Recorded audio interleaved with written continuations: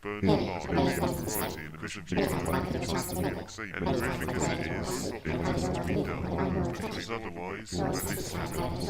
And I fail to see how you can blame me for falling into the poison ivy.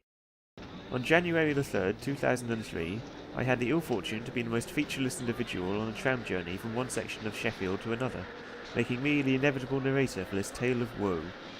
It was rush hour, and the car was packed with non-existent gunwales with commuters. Sat next to me was a portly gentleman in a tracksuit who smelt heavily of pennies. Sat before me was a woman besieged by stoats, which clung to her hair and cardigan as if they feared to be flung off into limbo should the grasp of their titchy claws be lessened. Most everyone else was hidden from view, courtesy of whoever it was who had brought a massive Victorian dressing screen with them onto the tram.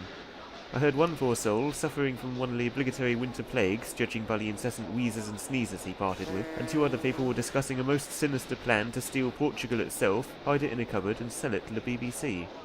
We were only 70 seconds from our destination when, terror and unpleasantness, an unscheduled solar eclipse sent us into a portentous darkness of doom and ill will. Terrified shrieks filled the air.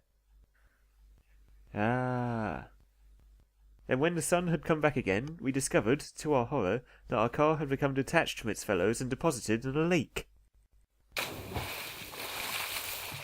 As our heads flicked from window to window, confirming this unexpected change of location, water began seeping in through the gap-riddled entrance hatch near the bow. Yet more shrieks filled the air.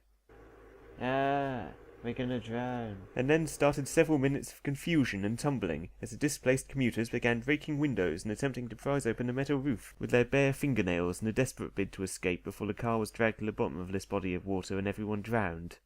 Best avoided, really. As for myself, I made use of highly impressive arcane tricksmanship to facilitate my departure. Well, actually, no. I just happened to have a wooden mallet with me and, with some difficulty, used it to shatter a window. Carefully I crawled out, slicing my hands a bit on the glass shards and ruining my suit in the brackish, algae-strewn waters of what I later learned was not a lake at all, but the nest of a rare moisture sparrow, which are larger than most elephants. Fortunately, the beast was out getting her driver's license renewed, and so was not on hand to feast upon the meaty morsels which had, by some circumstance or other, come to be in its lair. For all the panic in the tram car, no one actually died. Once we were all outside, shivering in the winter's air, we noticed that it was taking on water at a pitifully slow rate, and we probably would have had hours to escape.